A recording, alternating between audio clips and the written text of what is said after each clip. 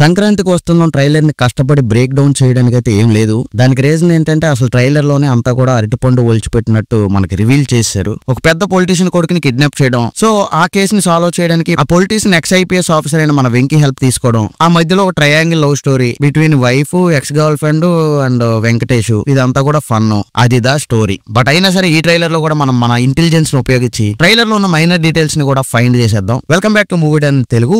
మీరు కనుక నా ఛానల్ కొత్తగా వచ్చినట్టయితే ఒకసారి నా ఛానల్ లో కంటెంట్ ని చెక్ చేసి నచ్చితే సబ్స్క్రైబ్ చేయండి, అలాగే వీడియోని కూడా లైక్ చేయండి. Let's begin the show. So trailer start అవగానే సమ్ ఫ్లాష్ ఫార్వర్డ్ షార్ట్స్ అయితే చూపించారు. సో అందులో ఈ షాట్ మీరు చూడండి. చూడడానికి ఈ షాట్ ఫారెన్ లొకేషన్ లో ఉంది, బట్ ఇది ఫారెన్ కాదు, ఇది హైదరాబాద్. ఎలా చెప్తున్నాం అంటే కొంచెం జూమ్ చేసి చూసారంటే మనకి స్కై స్కాపర్స్ కనిపిస్తాయి. ఈ స్కై స్కాపర్స్ కి ఒక స్పెషాలిటీ కూడా ఉంది. ఇది హైదరాబాద్ లో ఉన్న కోకాపేటలోనే ఉంది. సో ఈ స్కై స్కాపర్ పేరు SAS క్రౌన్ స్కై స్కాపర్. ఇదే హైదరాబాద్ లో ఉన్న టాలెస్ట్ స్కై స్కాపర్ కూడా. ఇది వచ్చి G+2+57 ఫ్లోర్స్ ఉంటాయి. నెక్స్ట్ ఈ షాట్ లో చూసుకుంటే మనకి అవసరాలు శ్రీనివాస్ కనిపించారు. ఒక ఫ్లైట్ అది దిగుతుంటే రిసీవ్ చేయడానికి భారీ బందోబస్తు, సెక్యూరిటీ, పక్కనే పొలిటీషియన్స్ అందరూ వచ్చారు. సో ఈ ముగ్గురు ఐపీఎస్ ఆఫీసర్స్ లో ఒకరే మన హీరోయిన్ మీనాక్షి చౌదరి గారు. అండ్ ఆ పక్కన సెక్యూరిటీగా వచ్చిన బ్లాక్ కమాండ్ అని చూడొచ్చు. అలాగే వీళ్ళు ఒక పొలిటీషియన్ కూడా ఉన్నారు. ఆ పొలిటీషియన్ మనం బ్యాక్ సైడ్ నుండి చూసి ఈజీగా గుర్తుపట్టొచ్చు. ఆ యాక్టర్ ఇంకెవరో కాదు, ఇంత టాలెంటెడ్ గా ఉన్నావు ఎవర్రా నువ్వు అనే డైలాగ్ తో పాపులర్ అయిన యాక్టరే ఈ యాక్టర్ అనమాట. సో ఈ షాట్ లో ఎంత బిల్డప్ ఎందుకు ఇచ్చారంటే అసలు ఈ అవసరాలు శ్రీనివాస్ అనేవాడు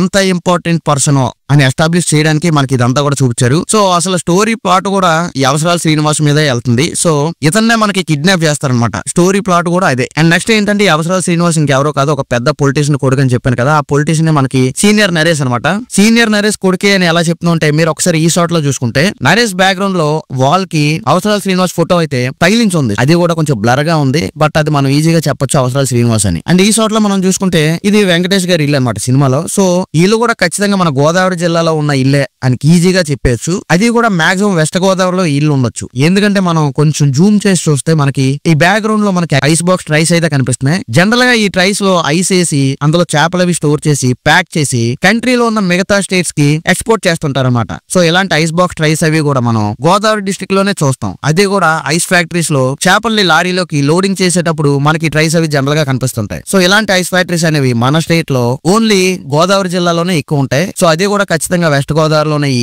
ఐస్ ఫ్యాక్టరీస్ అవి కూడా ఎక్కువ ఉంటాయి. సో మాక్సిమం ఇది వెస్ట్ గోదావరి అయ్యే ఛాన్స్ ఉంది. సో దానికి ఎక్స్టెండెడ్ గా ఈ షాట్ ను మీరు చూసుకుంటే ఈ హౌస్ సెటప్ అది కూడా ఒకసారి కరెక్ట్ గా అబ్జర్వ్ చేస్తే చుట్టూ పెంకులిల్లు, మధ్యలో ఏమో ఓపెన్ ప్లేస్, ఇలాంటి హౌసెస్ కూడా మనం గోదావరి జిల్లాలోనే చూస్తాం. అండ్ మీరు కొంచెం జూమ్ చేసి చూసుకుంటే అక్కడ మనకి డీజే టిల్లు ఫాదర్ కనిపించారు. సో అతను కూడా ఈ సినిమాలో ఇంపార్టెంట్ రోల్ ఏదో ప్లే చేస్తున్నారు. అండ్ బలగం మూవీలో కూడా మనకి ఒక ఇంపార్టెంట్ రోల్ ప్లే చేశారు. నెక్స్ట్ ఈ షాట్ లో మనం ఒకసారి అబ్జర్వ్ చేస్తే టోటల్ గా ఈ ట్రైలర్ లో ఎక్కడో కూడా మనకి వెంకీ మామకి వైఫ్ ఉన్నట్టు చూపించారు కానీ చిల్డ్రన్ ఉన్నట్టు ఎక్కడ చూపించలేదు. బట్ మనం థియేటర్ లో కూర్చొని సినిమా చూస్తున్నప్పుడు మాత్రం వెంకీ మామకి వైఫ్ తో పాటు చిల్డ్రన్ కూడా మనకి ఖచ్చితంగా సినిమాలో చూపిస్తారు. ఆ విషయం నేను ఎలా చెప్తున్నానంటే ఒకసారి ఈ షాట్ లో చూడండి. కొంచెం జూమ్ చేసి చూస్తే బ్యాక్గ్రౌండ్ లో ఒక చిల్డ్రన్ స్కూల్ బ్యాగ్ అయితే వాల్ కి తగిలించి ఉంది. సో ఖచ్చితంగా వెంకీ మామకి ఈ సినిమాలో చిల్డ్రన్ కూడా ఉన్నారు. అండ్ నెక్స్ట్ ఈ షాట్ లో చూసుకుంటే వెంకీ మామ ఒక డాక్టర్ గెటప్ వేశారు. డాక్టర్ అంటే అది కూడా ఒక డమ్మీ డాక్టర్ అనమాట. ఎందుకంటే ఆల్రెడీ మన వెంకీ మామ ఎక్స్ ఐపీఎస్ ఆఫీసర్. సో ఇందులో డాక్టర్ క్యారెక్టర్ చేసే సమస్య లేదు. స్టోరీ పరంగా ఎక్కడో డాక్టర్ లాగా యాక్ట్ చేయాల్సి వచ్చింది కాబట్టి డాక్టర్ వేసం వేశారు. అది కూడా ఆర్థోపెడిక్ డాక్టర్ గా యాక్ట్ చేశారు.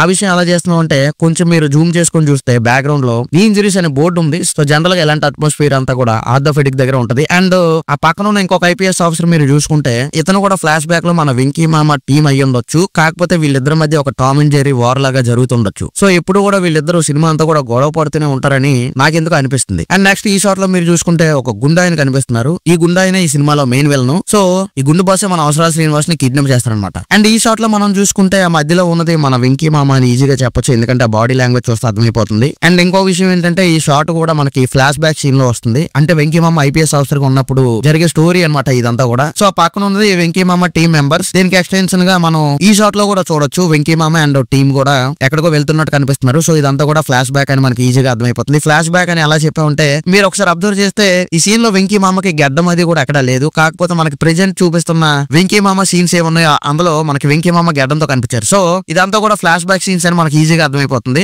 అలాగే ఈ హౌస్ మీరు చూసుకుంటే మనకి ఇది ఆ పొలిటీషియన్ హౌస్ లాగా అయితే మనకి ఈ ట్రైలర్ లో చూపించారు. బట్ ఇది యాక్చువల్ గా అయితే హైదరాబాద్ లో ఉన్న ఉస్మానియా యూనివర్సిటీలో ఫార్మర్ బ్రిటిష్ రెసిడెన్సీ అనమాట ఇది. సో దీన్నే మనకి సీఎం హౌస్ లాగా చూపించారు. అండ్ ఇంకో విషయం ఏంటంటే ఈ కిడ్నాపర్స్ ఎవరైతే ఉన్నారో అవసరాల శ్రీనివాస్ ని కిడ్నాప్ చేసి మున్నార్ తీసుకెళ్లారు. సో ఆ విషయం మన ట్రైలర్ లో ఎక్కడ చెప్పకపోయినా మనం ఈ షాట్ లో చూసుకుంటే ఆ విషయం అర్థమైపోతుంది. ఎందుకంటే వెంకీ మామ and his wife and his girl friend వీళ్ళందరూ కూడా మనకి కిడ్నాపర్స్ ని పట్టుకోవడానికి ఎక్కడికో వెళ్తున్నట్టయితే మనకి చూపించారు. సో ఆ విలియన్ ప్లేస్ ఇంకేదో కాదు మున్నార్ అనమాట. మున్నార్ అని ఎలా చెప్తున్నా అంటే ఈ మౌంటైన్స్ ఇవన్నీ కూడా మనకి మున్నార్ లోనే కనిపిస్తాయి. సో కిడ్నాపర్స్ ఖచ్చితంగా అవసరాల శ్రీనివాస్ ని కిడ్నాప్ చేసి మున్నారే తీసుకెళ్లారు. మున్నార్ అంటే మన కేరళ స్టేట్ అనమాట. సో ఈ షాట్ లో చూసుకుంటే మనకి వైఫ్ వెంకీ మామ భుజం మీద కొడుతుంది. ఆ నెక్స్ట్ షాట్ లో కూడా మనకి వైఫ్ సేమ్ వెంకీ మామ భుజం మీద కొడుతుంది. సో ఇలా భుజం మీద కొట్టడం అనేది సినిమాలో చాలా సార్లు రిపీటెడ్ గా మనం చూస్తాం. అంటే అలా భుజం మీద కొట్టడం అనేది ర్యాండమ్ గానే కొడుతుంది. ఖచ్చితంగా రైట్ హ్యాండ్ మీద కొట్టాలో లెఫ్ట్ హ్యాండ్ మీద కొట్టాలని పర్టికులర్ రీజన్ ఏం లేకుండా ర్యాండమ్ గా కొడుతుంది. ఎందుకంటే మనం ఈ షాట్ లో చూసుకుంటే వెంకీ మామని